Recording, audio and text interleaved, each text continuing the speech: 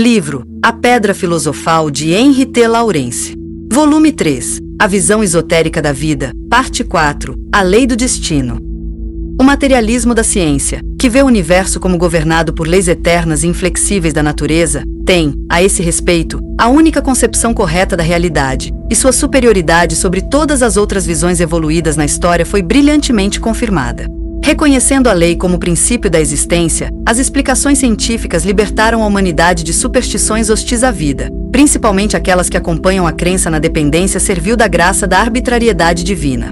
Segundo o esoterismo, os seres cósmicos superiores estão sujeitos à lei. Caos significa ausência de finalidade. No caos, a vontade inconsciente e eternamente cega da matéria primordial dinâmica rege de acordo com a lei dinâmica, ou modo de expressão, da matéria primordial. Quanto mais a matéria manifestacional é composta, mais compostos são os constantes complexos de manifestação. Desenvolvimento é descobrir e aplicar perfeitamente as leis da matéria manifestacional. Tudo é condicionado por causas. Tudo é condicionado por lei. A arbitrariedade é um erro quanto à lei e resulta em causa e ausência de forma. A liberdade absoluta seria a liberdade do arbítrio e se aboliria. Liberdade e liberdade pela lei. É limitada pela lei. A liberdade suprema é onisciência e onipotência. Todo átomo tem a possibilidade e o direito à liberdade suprema. A limitação temporária à liberdade de qualquer ser depende de sua ignorância das leis da existência, de sua incapacidade de aplicar essas leis sem falhas e das consequências de seus erros sobre elas. Quanto mais alto um ser alcançou, maior sua liberdade, sua capacidade de resolver os problemas superiores por si mesmo. A liberdade do indivíduo aumenta em um ser coletivo no qual, como especialista em alguma função, ele domina perfeitamente sua função. A lei, a soma total de todas as leis da natureza e leis da vida, é o fator fundamental e inevitável do destino e válida para todos os seres, do mais baixo ao mais elevado. Parece diferente em diferentes estágios de desenvolvimento. Quanto mais alto um ser alcançou, mais diferenciada é a lei, mais leis podem ser discernidas, mais perfeitamente as leis podem ser aplicadas, mais claramente é vista a inevitabilidade de todas as leis. É pela aplicação relativamente impecável da lei, intencionalmente ou não, em sua faceta em cada nível particular que o indivíduo alcança o próximo nível superior e aumenta sua liberdade. O destino é a soma total das condições originalmente dadas e, portanto, das limitações, com relação ao objetivo final. Todo ser se desenvolve em condições que dependem da unidade maior na qual ele entra como parte. Assim, por exemplo, o caráter individual e a relativa imperfeição do ser global são uma limitação para aqueles que dependem de suas possibilidades. Além disso, todos os seres estão sujeitos às limitações decorrentes da liberdade de todos. O processo de manifestação é um processo de liberdade no quadro da inevitável conformidade com o direito. A única coisa que é determinada neste processo é o objetivo final. Todo ser, todo átomo primordial é potencialmente Deus. Toda a liberdade que a lei pode conceder decorre disso. Desconsideradas as inevitáveis condições universais, o processo de manifestação é determinado em seu curso pelos próprios seres em evolução. O processo é resultado do trabalho de todos. Todo ser, do mais alto ao mais baixo, dá sua contribuição por meio de todas as suas expressões de consciência, intencionalmente ou não, voluntária ou involuntariamente. Quanto mais alto um ser se desenvolve, maior é sua contribuição conveniente para o processo. Nos estágios inferiores do desenvolvimento, o indivíduo humano contraria o desenvolvimento ou provoca desordem, tudo por sua própria responsabilidade. À medida que a consciência se expande em mais e mais personagens individuais, a consciência total é enriquecida e a sinfonia se torna mais vibrante. Nada está acabado, tudo está em devir. O processo é um eterno improvisar e experimentar com possibilidades constantemente novas, que aumentam conforme o processo avança. O processo de manifestação é um processo extremamente lento para começar. Ele ganha maior velocidade quanto mais seres cooperam nele intencionalmente, e o processo final será uma expansão gigantesca da totalidade. O processo de manifestação não funciona de acordo com um plano inflexível traçado em detalhes desde o início, onde cada indivíduo com suas qualidades predeterminadas deveria ter uma função reservada para ele. Tal plano é impossível. É impossível apenas pela lei da liberdade, que concede a cada ser o direito de escolher seu destino de acordo com seu caráter individual, cuja direção de desenvolvimento não pode ser prevista. Aquele caos que a ignorância, a incapacidade e a tendência repulsiva provocam dentro de uma esfera limitada requer contramedidas. Os representantes da lei do destino cuidam para que o equilíbrio perturbado seja restaurado, que a cacofonia seja transformada em harmonia. Na maioria dos casos, basta encaminhar o caso aos representantes da lei da colheita. Apenas uma pequena parte de nossas expressões de consciência está limitada ao presente agora. A maior parte vai com sua causalidade para o futuro como começo de, ou contribuições para, cadeias causais. Essas cadeias causais são gradualmente entrelaçadas para formar a teia de eventos no futuro. O curso dos acontecimentos do presente é o último elo de uma cadeia iniciada há milhares de anos. Aquele destino que o homem pode, na melhor das hipóteses, prever, pertence à liberação mais próxima de sua atividade no passado. As seguintes observações adicionais talvez possam contribuir para tornar o pensamento realista e previsão mais compreensível. Sem experiência, o aprendizado é conhecimento morto.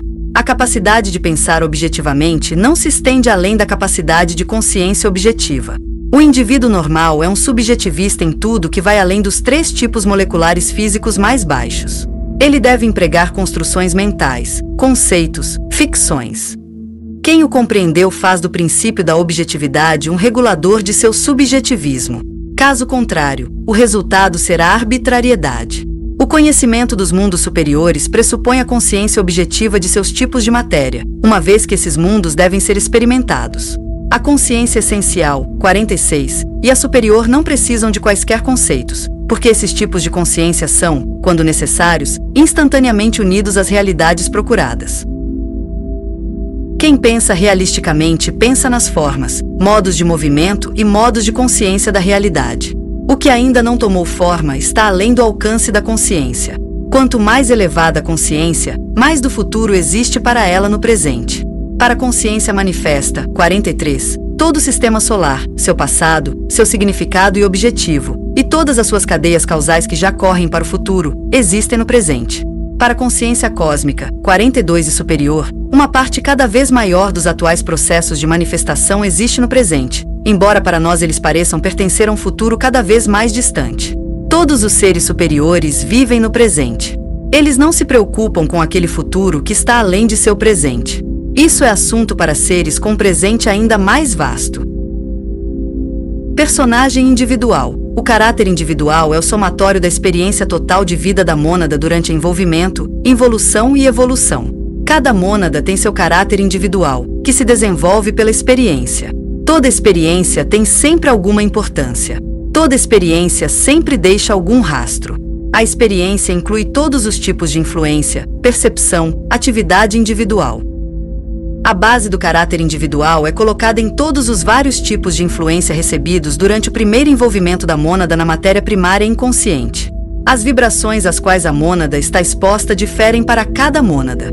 As combinações da matéria, bem como suas cargas de energia, tensões e séries de vibrações são quase infinitas em suas variações. Depois de algumas centenas de éons de tal influência, cada mônada é diferente de todas as outras em vários aspectos.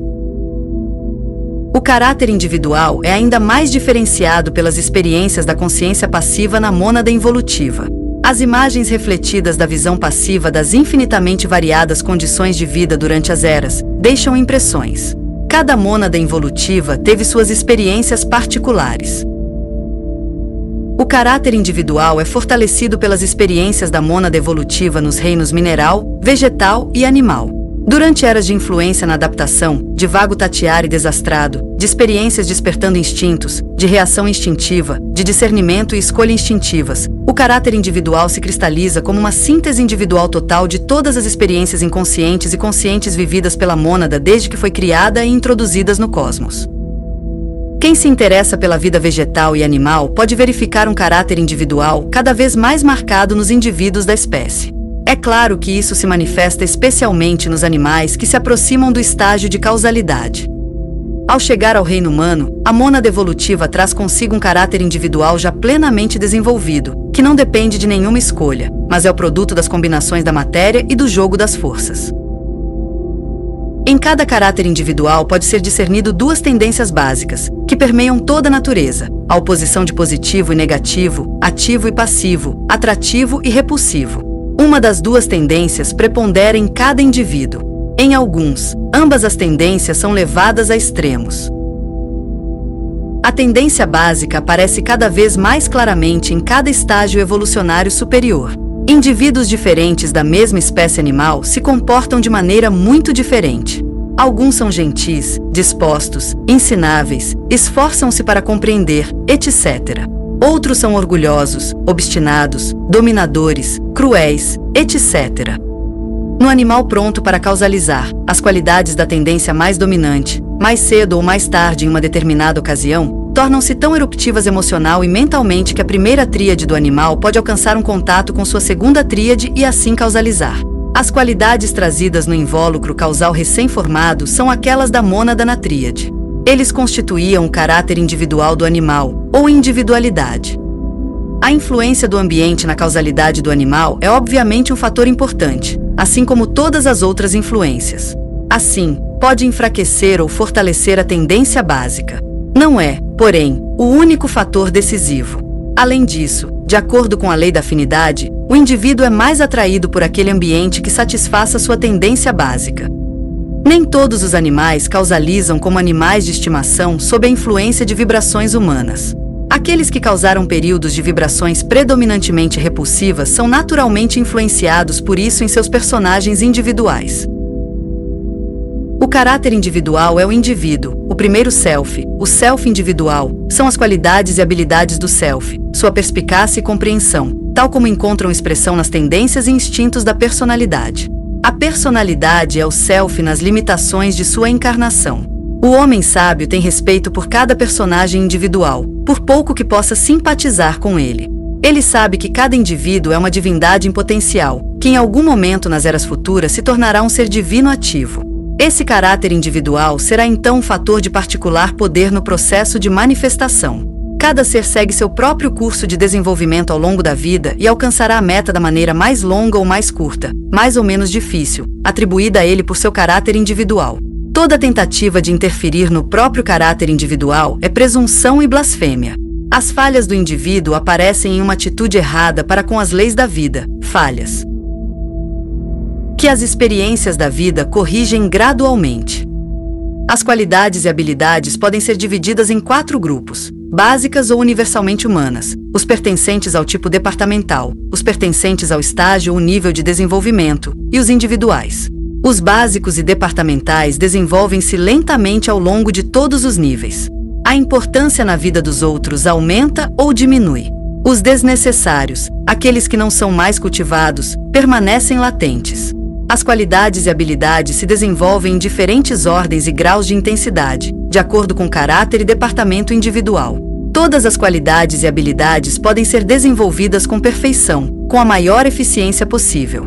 Quanto maior o estágio de desenvolvimento, mais importantes são as habilidades e mais outras habilidades são pré-requisitos para a aquisição de novas.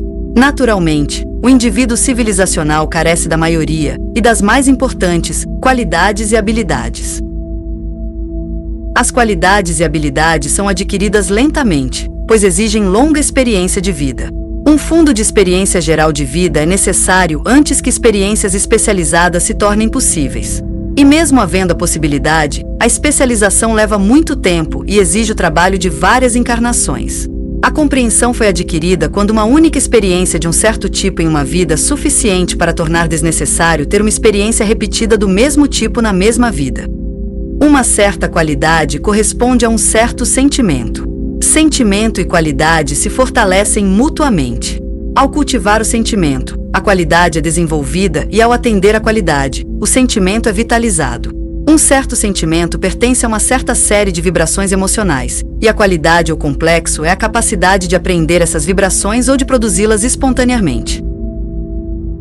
As tendências básicas do caráter individual. As 2 tendências básicas se expressam em sentimentos e qualidades atraentes ou repulsivas, em devoção, admiração, afeição e simpatia, ou com medo, raiva e desprezo, na prontidão para adaptação ou na autoafirmação.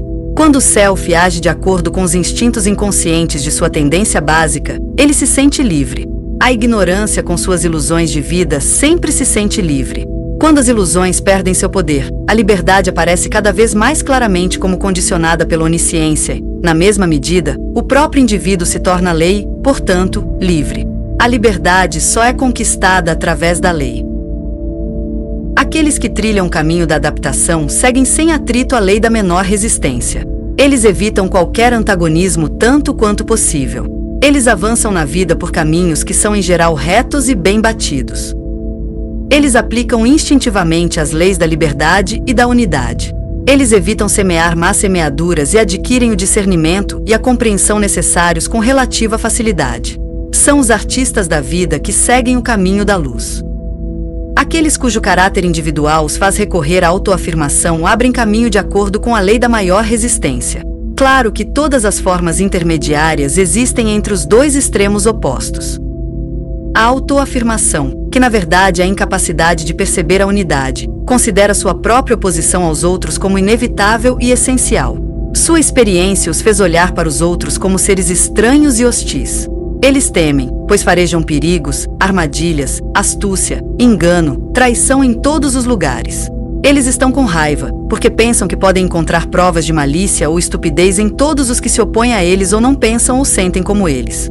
Eles desprezam, pois veem apenas os níveis abaixo deles, especialmente sendo incapazes de encontrar qualquer coisa acima deles, e, portanto, toda comparação deve ser a seu favor.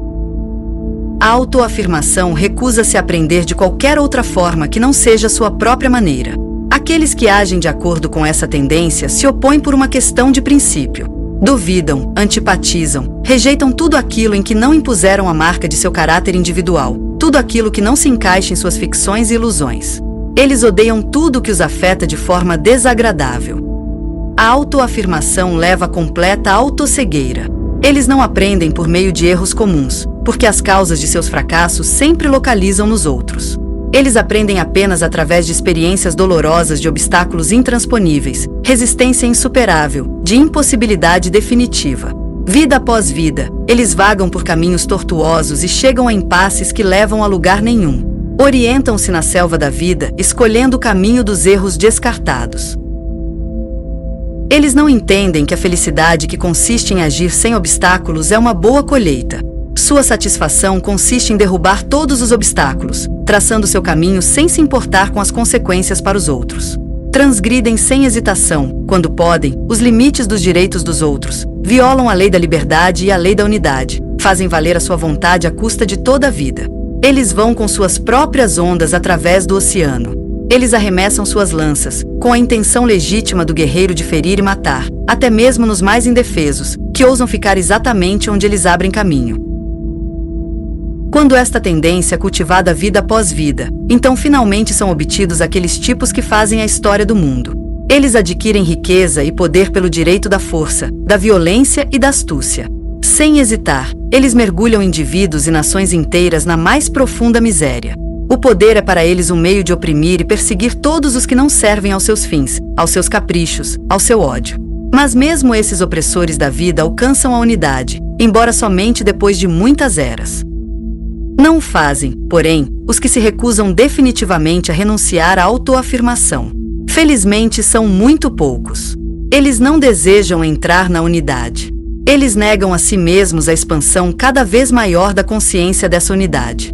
É claro que seu tipo particular de autoafirmação não é possível até que o conhecimento objetivo dos mundos inferiores do homem tenha sido adquirido. E eles sabem que, quando os mundos inferiores forem dissolvidos, aqueles que se recusarem a ascender, perderão sua possibilidade de existência ou, em todo caso, sua esfera de atividade. Assim, eles procuram deter a evolução de todas as formas concebíveis. Eles consideram como seus verdadeiros inimigos todos os que aspiram mais alto, que servem à evolução. Conforme as circunstâncias, eles trabalham para a conservação de dogmas ou para ideias desorientadoras, para revoluções ou guerras. Em todos os lugares, eles tentam criar o caos. Somente a consciência essencial. 46. Pode identificá-los. São os lobos em pele de cordeiro, pessoas encantadoras que no respeito exterior levam vidas santas, homens verdadeiramente honestos. Autoafirmação e a lei da compensação. Aqueles que perseguem o caminho da autoafirmação fazem porque esse caminho é para eles o único e certo. É também o caminho mais difícil, o mais pesado. É aquele caminho no qual o indivíduo é gradualmente martelado pelo sofrimento. Com aquela presunção e arrogância hipócrita que os moralistas escolheram como seu caminho de sofrimento, eles condenam todos os que vagam pelo caminho da autoafirmação sem hipocrisia. O homem sábio sabe que a admiração seria mais adequada. Pois, embora a autoafirmação desenvolva o homem mais lentamente, suas experiências são as mais completas e eficientes. E de acordo com a justiça infalível da lei causal, esses efeitos devem se manifestar. Nos mundos da unidade, a justiça é feita a todo indivíduo, todo caráter individual se afirma da mesma maneira que ele seja capaz de, torna-se um novo instrumento na orquestra universal, um novo fator de poder no processo universal. Cada novo fator enriquece a unidade e beneficia a todos. Quanto maior, mais forte o caráter individual, mais poderoso também será aquele ser coletivo ao qual o indivíduo se juntará como membro depois que sua oposição for removida. O estranho acontece, para a indignação do moralista, que o que ele chamou de mal se transforma, não apenas em bem, mas em bem maior que o bem medíocre. Aqueles que se desenvolvem da maneira mais fácil, semeiam menos mal, encontram menos resistência, colhem mais felicidade, levam uma vida mais agradável. Quem segue o caminho da autoafirmação, semeia má sementeira, encontra resistência por toda parte, colhe mais sofrimento. No entanto, aqueles que vagam pelo caminho do sofrimento não são as vítimas sem sentido de seu passado. Quanto maior a resistência vencida, maior foi a intensidade de sua experiência, mais aguçadas foram as habilidades adquiridas, mais firme a vontade e mais forte o poder desenvolvido. Quando nos mundos da unidade surge a necessidade de capacidades reais para cumprir tarefas particularmente difíceis, não são aqueles que vagaram pelo feliz caminho da luz que são as escolhas possíveis em primeira mão. Eles não tocam nem o primeiro violino nem o contrabaixo naquela orquestra. A lei da compensação aparece em que o último será o primeiro. Aqueles seres coletivos que, a partir dos átomos da matéria primordial, moldam manifestações nas quais o mal é transformado, não apenas em bem final, mas, além disso, é calculado para tornar os mundos de manifestação mais ricos, mais plenamente vibrantes e a geração de poder para o bem mais poderosa, fazer o melhor possível das condições inevitáveis.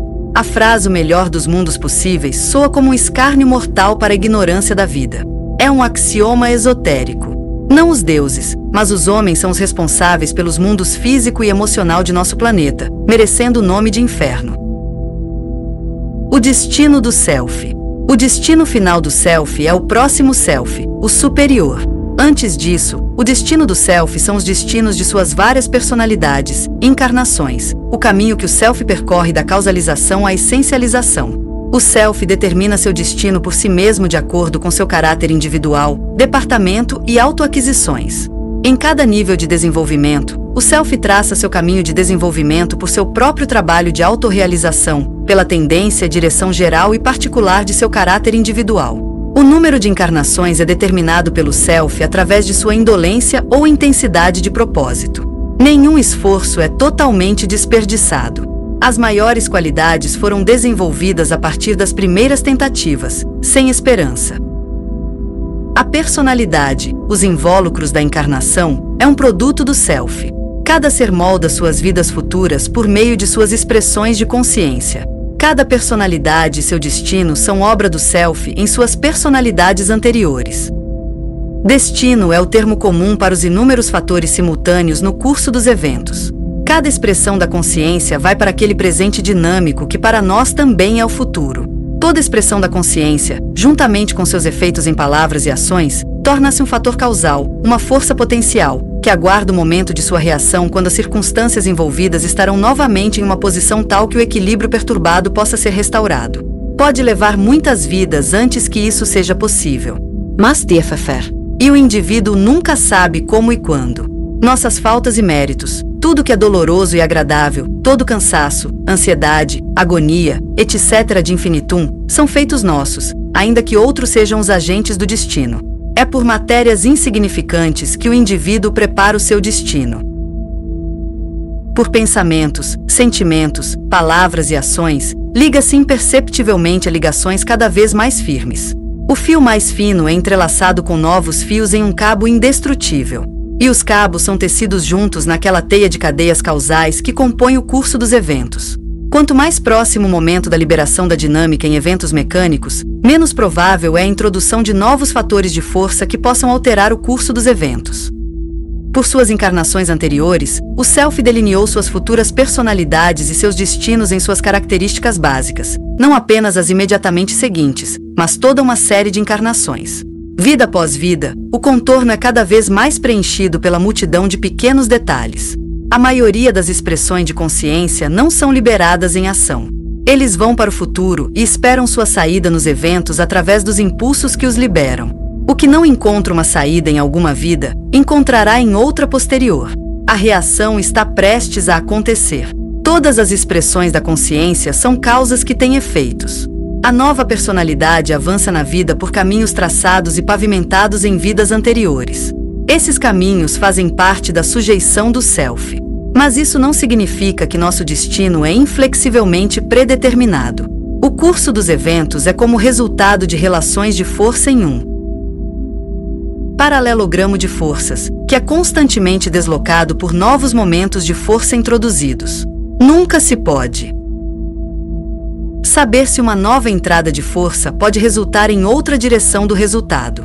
Quanto mais baixo o estágio de desenvolvimento, menor é a liberdade, menor é a capacidade de introduzir fatores de força que podem alterar o curso dos acontecimentos. O indivíduo cultural, pela mudança de sua atitude em relação à vida, introduz um grande número de fatores de força totalmente novos, que podem, em muitos aspectos, mudar completamente o curso fixo dos eventos. As diferentes personalidades são as tentativas de orientação do self num mundo originalmente incompreensível, mais ou menos uma acumulação aleatória de experiências, uma procura que mais se assemelha a uma errância. É claro que a vida nas personalidades em estágios inferiores muitas vezes parece sem sentido, personalidades com uma colheita ruim, personalidades nas quais as possibilidades latentes do self permaneceram latentes em geral. A personalidade nunca teve nenhuma oportunidade de fazer uma contribuição de algum tipo, nunca foi capaz de encontrar uma esfera de atividade, nunca foi capaz de se orientar em um ambiente estranho ao seu ser. Quanto maior o nível, mais racional é a escolha das experiências. O tempo e os poderes da personalidade são limitados. A maior parte da aprendizagem é fictícia e não essencial. Em cada nova personalidade, o self deve, por meio de seu próprio trabalho, desenvolver habilidades já adquiridas para atingir seu verdadeiro nível. A ativação começa de baixo para cima e é feita mais facilmente em cada encarnação, até que a automatização final algum tempo seja possível.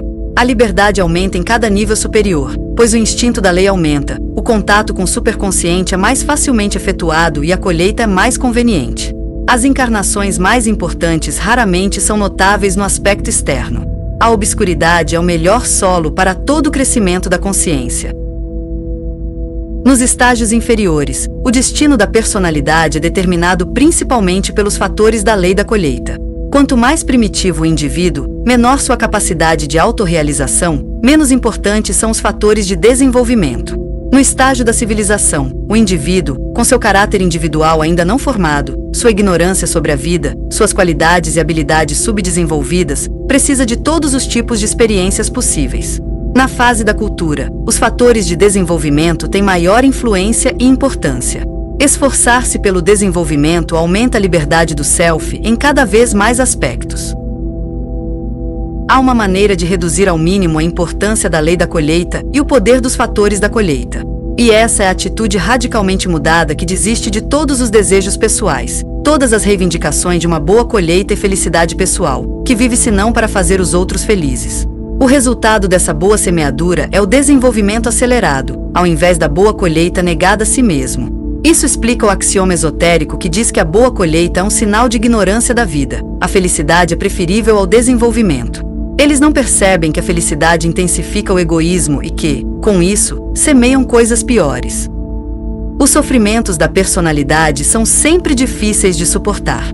Os inexperientes sempre pensam que ninguém pode entender o quanto eles sofrem. O homem que sofre muitas vezes pensa que nenhuma felicidade futura pode compensar essas agonias. Mais tarde, no mundo mental, parece não haver justificativa possível para sua felicidade inconcebível. A coisa mais difícil de suportar no sofrimento são as perspectivas da imaginação de que o sofrimento é infinito. O aumento do sofrimento prolonga a estada no mundo mental. Antes que o primeiro self possa finalmente se tornar um segundo self perfeito, ele deve ter transformado seu próprio passado em perfeição relativa. Isso é possível porque o passado nunca é algo inflexivelmente determinado para a eternidade, mas vive no presente dinâmico como um fator ativo dele. Todos os erros do primeiro self, desde que ele causou, devem ser apagados. Isso significa um trabalho de Sísifo para aqueles de caráter individual repulsivo. Por exemplo, aqueles que se desviaram por causa de ações do self devem ser procurados, e por meio de uma paciência que torna tudo bom, devem ser amados, até que recuperem o que perderam. Todo o mal que o self tem feito deve ser cancelado das memórias do globo.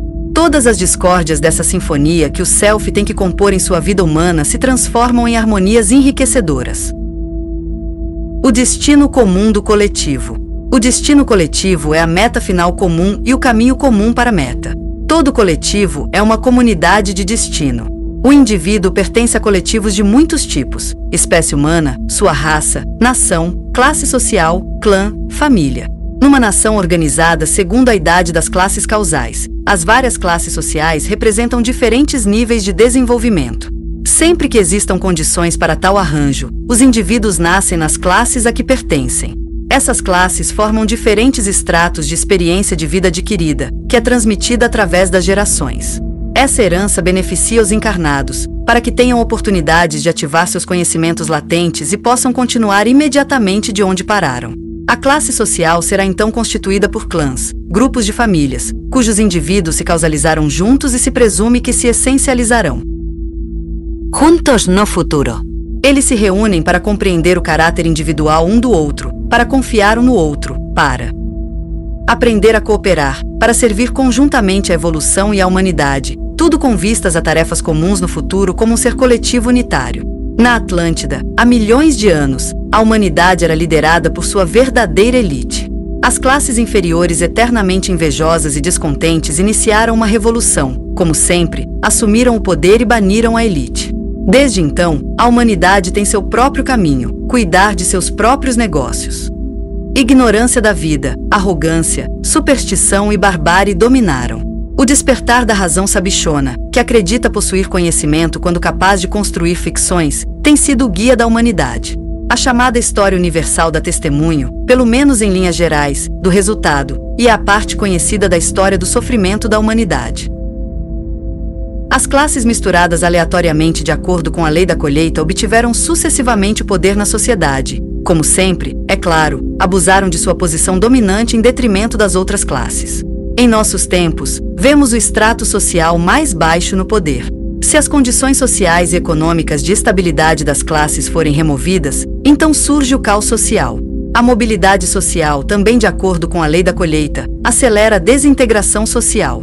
A bem-intencionada ignorância da vida, que confunde fraternidade com democracia, dá poder a essas massas que infalivelmente se tornam vítimas de demagogos. Nascemos em coletivos por conta de antigas relações com indivíduos nesses coletivos, para pagar nossas dívidas, para ajudar por nossa vez aqueles que nos ajudaram. Sempre podemos aprender com as experiências comuns. É certo que estamos em dívidas que é muito sensato de nossa parte pagar, agindo na suposição de que estamos fazendo muito pouco. Em dezenas de milhares de encarnações, abusamos de nosso poder em detrimento dos outros, conseguimos violar o direito dos outros em todos os aspectos, exploramos os outros, participamos em todos os aspectos com nossa idiotice e brutalidade nessa guerra de todos contra todos que tem assolando nossa terra há milhões de anos. O fato de todos esses erros serem em grande parte devidos à nossa ignorância da vida não altera a lei. Erros são erros, não importa o que digam respeito. Toda a vida é uma unidade. Esta é a base da fraternidade, não apenas no que diz respeito aos seres humanos. E os erros contra a unidade são sempre graves.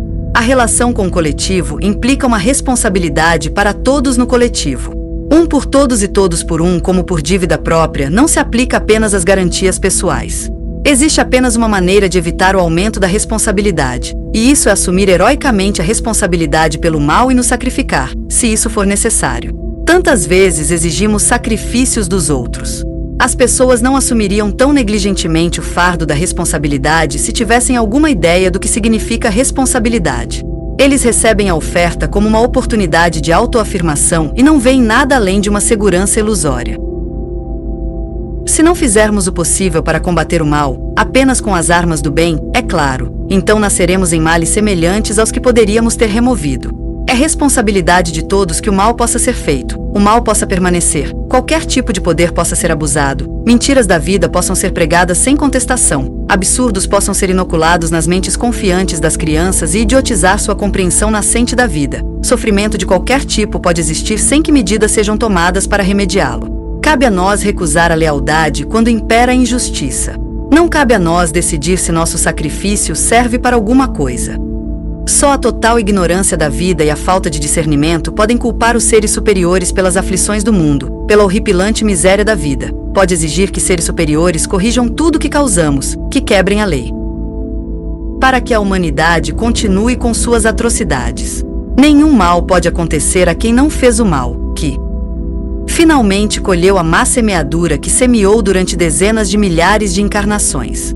São os homens que transformaram a vida em um inferno. Essa dívida da vida não será paga até que todos nós tenhamos feito da vida um paraíso, sem ajuda, restaurado tudo o que há nos mundos superiores. É uma terrível blasfêmia lançar a culpa naqueles maravilhosos coletivos da unidade da vida, que vivem apenas para servir, lançar sobre eles todo o mal que fizemos, imputar-lhes arbitrariedade e ódio, ira, ameaças de castigo, maldições, etc. Tais acusações são bumerangues que voltam com o poder reforçado que corresponde ao campo de força por elas percorrido. Seres superiores administram a lei. Eles não têm o direito de ajudar aqueles que perderam qualquer direito de ajudar, de proteger a verdade quando todos espalham mentiras, de defender a inocência quando todos a ofendem, de prevenir delitos quando todos fazem o mal. Cabe a nós consertar as coisas e evitar toda essa estupidez no futuro. Nas épocas felizes da humanidade, o indivíduo nasce em seu clã, onde se sente em casa apenas entre amigos, que facilitam tudo um para o outro, em vez de, como agora, tentar impedir a autorrealização do outro. Em seu clã ele entende a importância do ser grupal. Todos lutam pela unidade, trabalham em conjunto para a evolução, servem à humanidade. Ideais comuns inspiram a todos, que sacrificam de todo o coração sua autoimportância, preconceito, exigências dos outros, desejo de decidir, liderar, governar. Tolerância total reina em tudo que não diz respeito ao ideal. Inveja, desconfiança, crítica, desarmonia são excluídos. Todos prezam a confiança absoluta de todos. Em tal grupo, que considera o grupo como uma unidade superior, o poder do grupo é gerado. Esse poder eleva o nível de todos os seus membros e também facilita a solução de problemas individuais. Traz resultados que excedem 100 vezes os resultados que os membros podem alcançar trabalhando separadamente. A lei da semeadura e da colheita, a lei de causa e efeito nos domínios da causalidade da vida. É uma lei decorrente da lei do equilíbrio ou da restauração. Esta lei é absolutamente válida em todos os mundos e para todos os seres. Aplica-se a pensamentos, sentimentos, vários tipos de motivos, bem como a palavras e ações. A lei da colheita é uma lei que age com absoluta necessidade. Não é uma lei de arbitrariedade, recompensa, retribuição ou vingança punitiva. Está constantemente ativo e das formas mais surpreendentes e inesperadas em todas as circunstâncias da vida e em tudo que encontramos.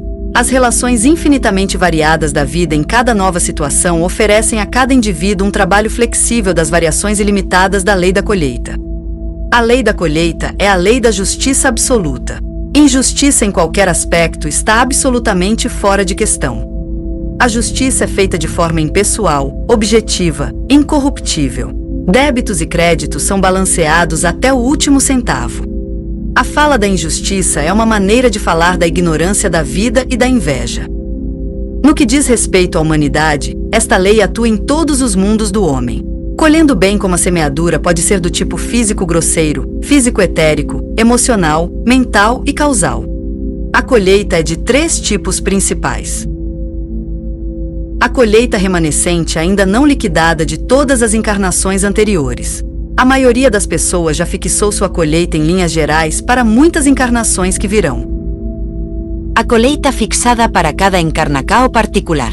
Tudo que é de particular importância para a personalidade em uma nova vida faz parte do que já está estabelecido. Tudo que pode aparecer como um efeito imediato depende de circunstâncias semelhantes em vidas passadas. Colheita rápida de acordo com o efeito segue imediatamente em uma causa nas várias circunstâncias menores da vida. A lei da colheita é tão terrível quanto o indivíduo é ou foi. A lei da colheita é misericordiosa para aqueles que foram misericordiosos e impiedosos para aqueles que foram impiedosos. Pelos padrões pelos quais o homem mede, também ele será medido. As pessoas não têm ideia dos padrões que usam. Os da maioria das pessoas são os padrões do ódio, da inveja, da mesquinhez, da vingança, da mesquinhez. Quanto maior o nível de desenvolvimento de um ser, maior o efeito dos erros cometidos por ou contra esse ser. A lei da colheita pode esperar um tempo ilimitado, mas uma semeadura deve ser colhida. A lei da colheita é a lei da justiça mecânica, a lei do destino é a lei do desenvolvimento e de caráter individual. A lei da colheita e outras leis da vida.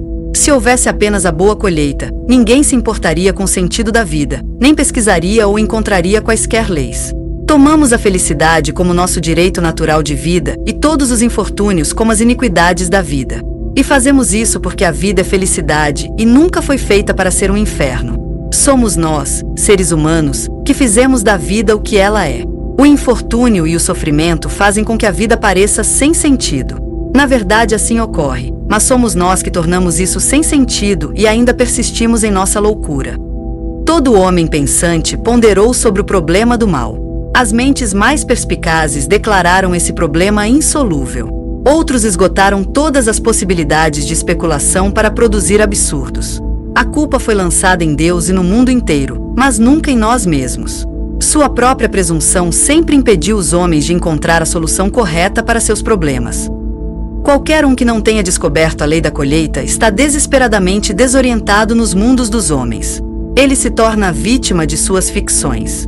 Isso faz parte da colheita ruim e se torna uma nova semeadura ruim. Somos responsáveis por idiotizar nosso poder de julgamento. Devemos ser capazes de aprender algo da vida por nós mesmos, não apenas repetir cegamente as suposições dos outros. O fato de bilhões de pessoas terem acreditado em algo, ou de isso apelar aos nossos sentimentos, não prova nada. A herança intelectual da humanidade é 99% composta de ficções. Não é de admirar que não possamos aprender nada com a história.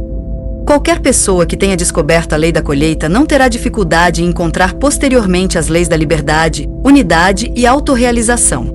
Eles decorrem da lei da colheita como os corolários mais simples. Ao semear e colher, o indivíduo adquire experiências necessárias de vida. Ele se desenvolve vida após vida, adquirindo qualidades e habilidades. No estágio da cultura, seu superconsciente causal torna-se um instinto de vida.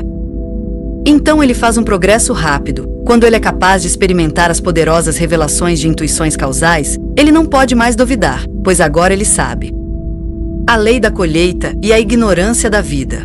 No estágio da civilização, o indivíduo desenvolveu tanto poder de julgamento que pode ser ensinado a compreender que a existência é um enigma insolúvel para sua razão. Mas muitas vezes ele não consegue tirar disso a conclusão de que nenhuma razão humana é capaz de resolver esse problema.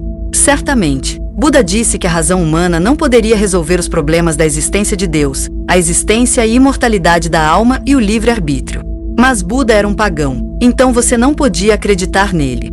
Muitos filósofos perspicazes e estudiosos famosos foram necessários para fazer as pessoas acreditarem ser capazes de entender isso.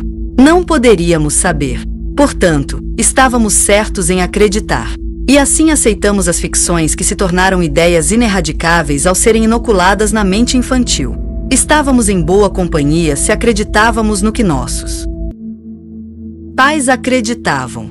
E então havia uma rica literatura através da qual ser fortalecido na única fé verdadeira. Isso resolveu o problema. Depois disso, não valia a pena que alguém apresentasse novas hipóteses, pois elas tinham que estar erradas. No entanto, algo foi dito sobre semear e colher, mas todo fazendeiro sabia o que era. Que você realmente pudesse semear e nunca ver a colheita, ou colher sem saber nada sobre a semeadura, isso certamente era tão patentemente absurdo que deve ser algo no caminho do que os eruditos chamam de paradoxo. Além disso, fomos ensinados que, se nos apegássemos realmente à promessa da graça arbitrária divina, não precisaríamos mais nos preocupar com o merecimento de nossas más ações. Devemos ser pagos por nossas boas ações, é claro. Antes qualquer crença absurda, seja qual for, do que assumir algo tão doloroso e fatal quanto nossa responsabilidade por nossas futuras encarnações. Em vez disso, culpar a maçã do conhecimento, as crianças beliscando maçãs e a justiça. punitiva de Deus como a causa de toda miséria. O mais simples julgamento e senso de justiça deixa claro que naquela história, foi o monstro fantasioso, que os teólogos continuam transformando em Deus, que cometeu o erro, e então ele realmente deveria estar com raiva de si mesmo e não aceitar sua própria estupidez colocada em incontáveis bilhões que ele continua criando para satisfazer sua insaciável vingança. Uma blasfêmia tão horrível implica responsabilidade. É, no entanto, totalmente compatível com uma humanidade que continua buscando razões para lançar suspeitas sobre o mais nobre dos seres e descobrir motivos para a satisfação de sua mania de assassinato. Que a fé é ignorante é possivelmente uma explicação, mas não uma defesa. Erros são erros, não importa o que digam a respeito. Você não cancela nenhuma lei da natureza ou da vida simplesmente negando sua validade. A lei da colheita e as iniquidades da vida. Para o homem ignorante da vida que tem uma colheita ruim, a vida parece sem sentido ou injusta. Não tem sentido quando você não consegue encontrar satisfação em nenhuma ocupação ou encontrar qualquer objetivo pelo qual trabalhar. Considera injusto quando você olha e percebe que os outros estão bem. Eles estão radiantes de saúde. Você está fraco e doente. Eles têm muito de tudo o que podem razoavelmente desejar. Você está mal. Eles recebem oportunidades de educação e de aprender tudo o que desejam, acham fácil lucrar com tudo que aprendem. Você tem que permanecer ignorante e falhar em seus estudos. Eles conseguem amigos em todos os lugares. Você procura amigos em vão. Eles têm benfeitores em todos os lugares que os ajudam de todas as maneiras. Você encontra indiferença, frieza ou oposição. Eles têm sucesso em tudo o que se propõem. Você falha em tudo. Eles estão felizes. Você está infeliz. Com tais experiências em um aspecto ou outro, a vida certamente deve parecer simplesmente uma grande injustiça. Em comparação com os outros, não foi? Mas as aparências enganam. Ninguém percebe os tormentos por trás da máscara sorridente. Somente o coração conhece sua própria amargura. Alguns exemplos escolhidos ao acaso. Benjamin Constant, que em todos os aspectos parecia excepcionalmente invejável para seus contemporâneos, escreveu no final que durante toda sua vida ele passou continuamente pelos maiores sofrimentos do que o homem condenado no local da execução. Eis o homem. Goethe, um gênio soberano, bonito, saudável, cuja vida foi apenas um longo triunfo. Aos 80 anos estimou os momentos felizes de sua vida em 4 semanas ao todo. Foi ele quem escreveu: "Quando o homem em agonia se cala, um Deus me permite expressar como sofro." As enganosas ilusões da vida oferecem ao homem ignorante a perspectiva de que a felicidade pode ser encontrada onde ele não está. Ele evita o presente e arrasta consigo seu eu miserável por toda parte. O homem sábio sabe que aquele que não encontra a felicidade dentro de si, nunca a encontrará fora. É tão fácil invejar os outros, sobre os quais você realmente não sabe nada que vale a pena saber. Invejar aqueles que, carregados com as dádivas da vida, perdem oportunidades extraordinárias de servir a vida e desperdiçam as chances de suas vidas futuras para gratificar seu egoísmo insaciável, é invejar uma semeadura muito ruim. As pessoas fazem exigências na vida, sem suspeitar do fato de que, por suas ações em milhares de encarnações, perderam todo o direito a quaisquer exigências, mesmo que aqueles erros graves que pertencem a um certo nível tenham sido colhidos naquele nível. A única maneira de ser poupado da injustiça da vida nas vidas futuras é ser apenas você mesmo. O homem justo não comete erros fatais sobre leis desconhecidas da natureza, porque a justiça é um instinto infalível da vida. O egoísta comete erros infalivelmente, pelo menos sobre a lei da unidade. A lei da colheita e os agentes da colheita. Todo mal que o indivíduo encontra é uma má colheita. Nenhum mal pode acontecer a quem não tem uma semeadura ruim para colher. Nem mesmo seus piores inimigos podem prejudicá-lo se a lei da colheita não permitir. Todas as pessoas, ou outros seres ou circunstâncias, que direta ou indiretamente, intencionalmente ou não, nos beneficiam ou prejudicam são os agentes involuntários da colheita.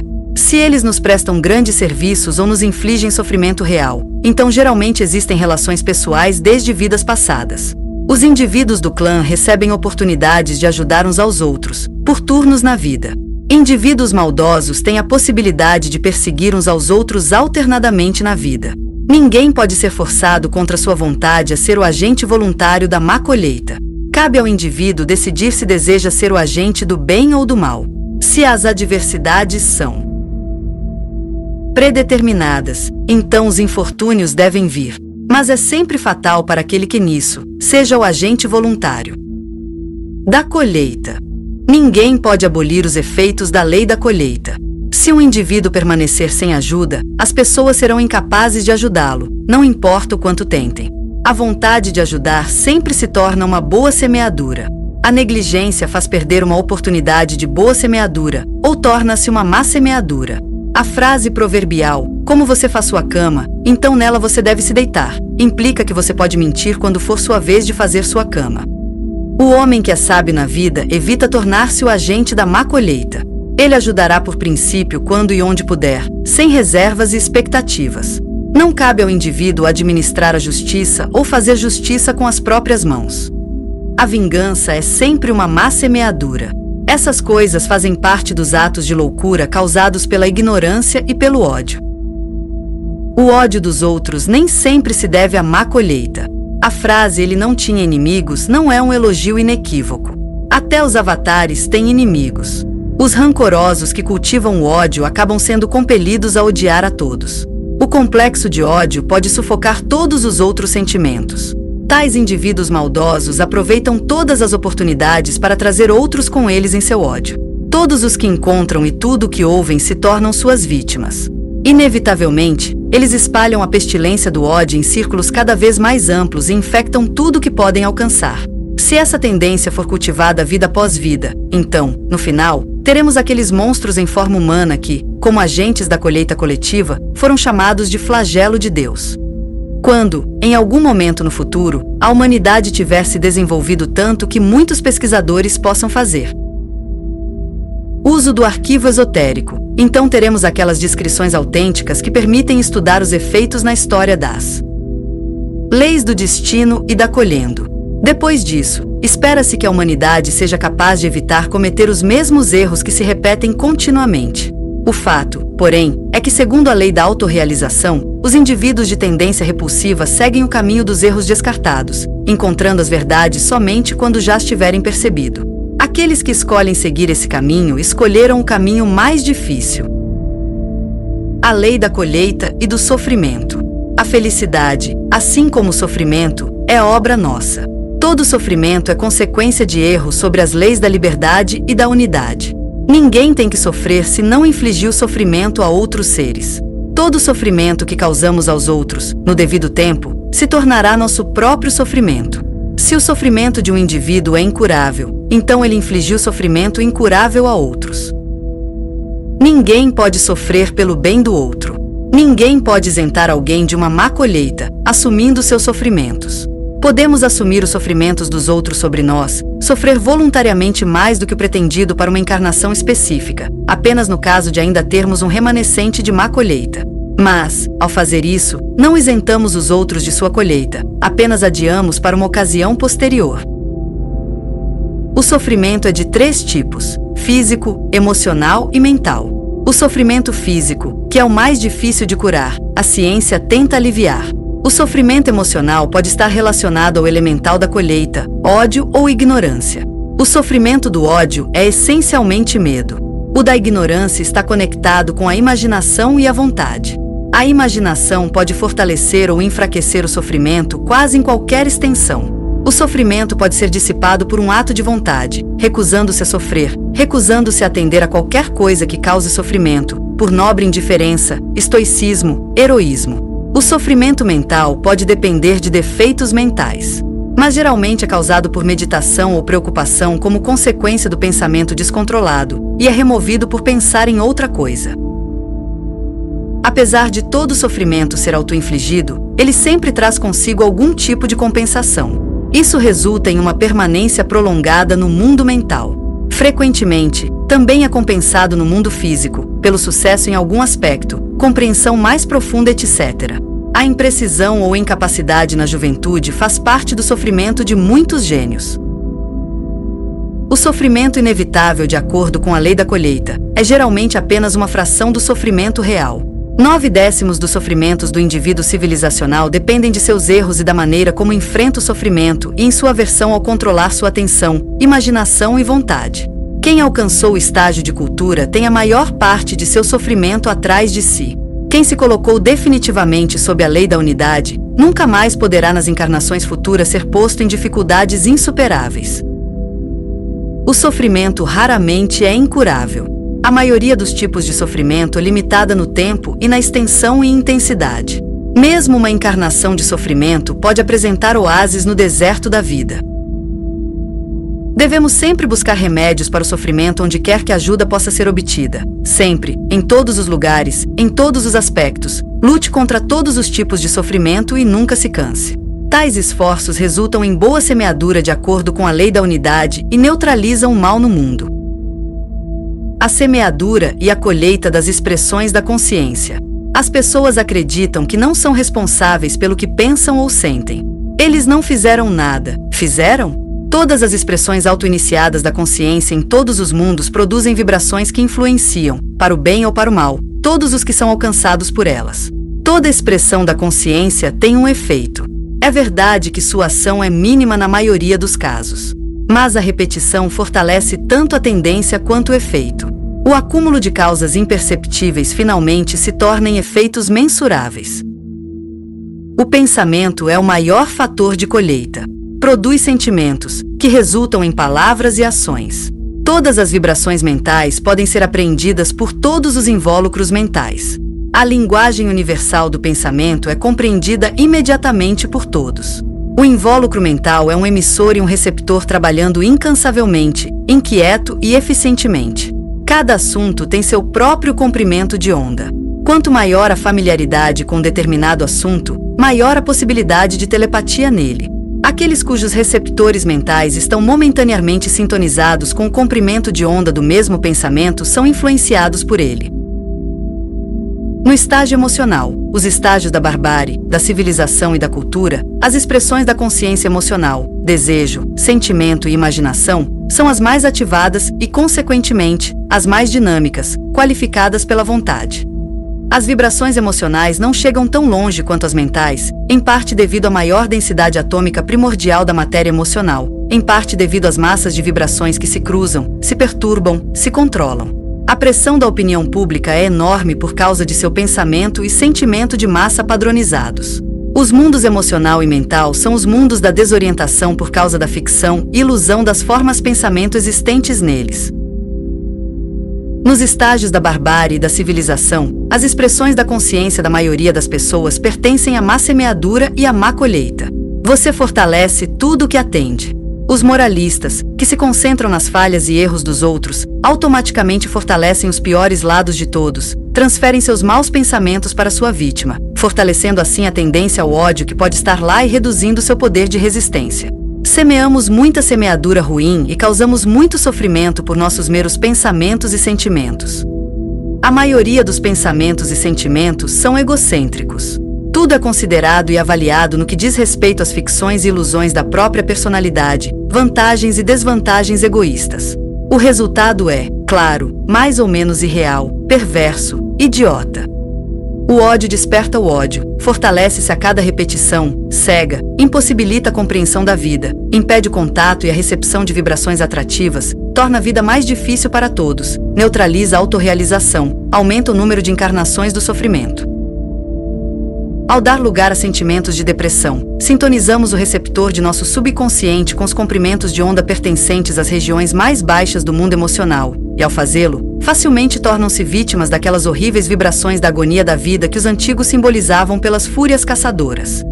Os sentimentos de admiração, devoção, simpatia, etc., pertencentes ao amor, atração, são o fator mais poderoso de desenvolvimento. A simpatia é necessária para a compreensão, atrai-nos para o que mais cedo ou mais tarde devemos aprender. A antipatia nos repele e nos separa da unidade. Com amor a vida pode se tornar um paraíso. Com ódio sempre será um inferno. Tudo isso foi pregado à humanidade durante milhões de anos.